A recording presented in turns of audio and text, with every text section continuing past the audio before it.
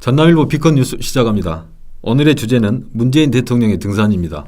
일요일인 10월 28일 문재인 대통령과 함께 북악산 산행을 한 강덕균 서울취재본부장 나오셨습니다. 안녕하십니까? 안녕하십니까? 문재인 대통령 취임 이후 출입 기자들과의 등반은 이번이 두 번째였죠? 예, 지난해 5월 13일 날 이후에 두 번째입니다. 예. 이번에 청와대를 출입하는 내외신 107개 언론사, 예. 147명의 기자가 참석했고요. 예. 문재인 대통령이 사실 기자들과 산행만 하려면 날씨가 발목을 잡았다는데 사실 그랬나요? 예, 그런 면이 있습니다. 원래 이번 산행도 예. 10월 17일 날 예. 산행을 하려고 했는데 예. 그 당시 그 태풍 콩메이가 예. 올라왔어요. 그래서 예. 연기가 됐습니다. 예. 28일 날 산행도 오전에 천둥 번개가 치고 비가 내렸어요. 예. 예. 그래서 이제 상당히 산행이 어려울 걸로 이렇게 생각했는데 예. 다행히 이제 날씨가 좋아지고 진행을 했죠. 그 문재인 대통령의 그 가장 큰 취미가 등산 맞습니까?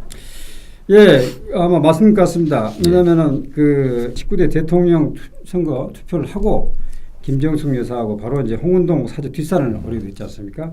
이번 그 산행 코스에는 문재인 대통령을 영원한 친구라고 불렀던 그 노무현 대통령의 그 흔적도 있었다면서요?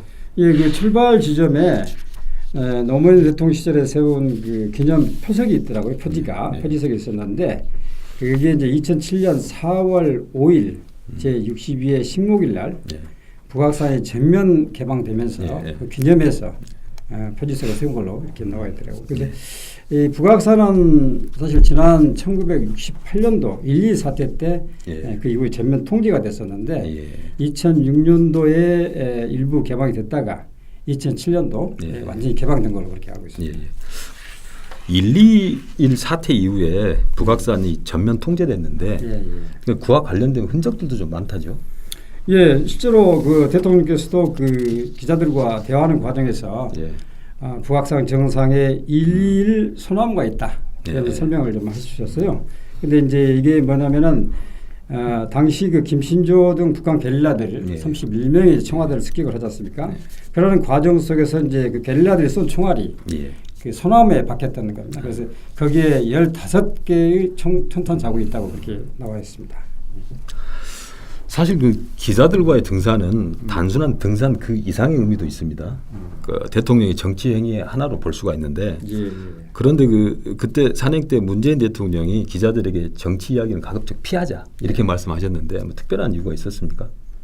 특별한 이유보다도 본인이 이제 그 기자들하고 자연스럽게 등산을 하고 싶은 그런 뜻도 있겠고 또 직접적으로 그날 문 대통령께서 이제 정치적인 이야기는 가급적 피하자 했으면 좋겠다. 또 이날은 그날은 기사화될 내용을 말하지 않겠다 이렇게 말씀도 하시고 그랬어요. 그래서 이제 산행 취지랄지 이제 북악산에 얽힌 역사적인 내용 또 산행을 좋아하는 이유 이런 것들을 이제 설명하셨고요. 그런다 해서 이제 기자들이 또 이제 다시 또 질문을 하셨죠. 그래서 이제 김정은 위원장이 답방했을 때 어떻게 하실 건가?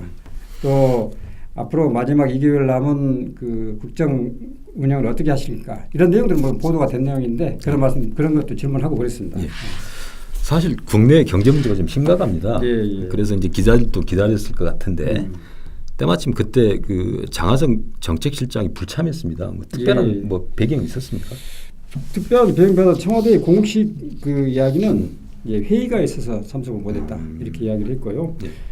정우영 국가안보실장도 산행에는 참가하지 않았는데 오찬장에는 참가해서 기자들과 이야기를 나누고 그랬었습니다. 그리고 돌아갔습니다.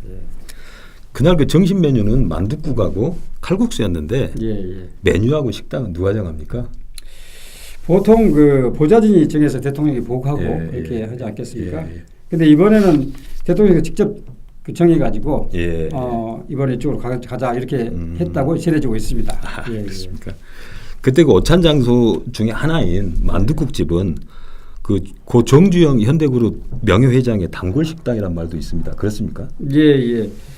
그 만둣집이나 그 수제집이 이제 그 북한산 산행을 마치고 나면 그 창의문이 있는데 거기 앞쪽에 이제 식당들이 많이 있어요. 대개 이제 산행 후에 그 등산객들이 식사하고 또 목도 축이고는 그런 식당들이 쭉 있는데 특히 그 만둣국집은 그 작고한 정주영 회장께서 많이 다녔던 데라고 합니다. 그래서 이제 지금도 현대그룹 사람들이 자주 다닌다고 그렇게 이야기를 들었습니다. 이상 강덕균 서울취재본부장이었습니다. 감사합니다.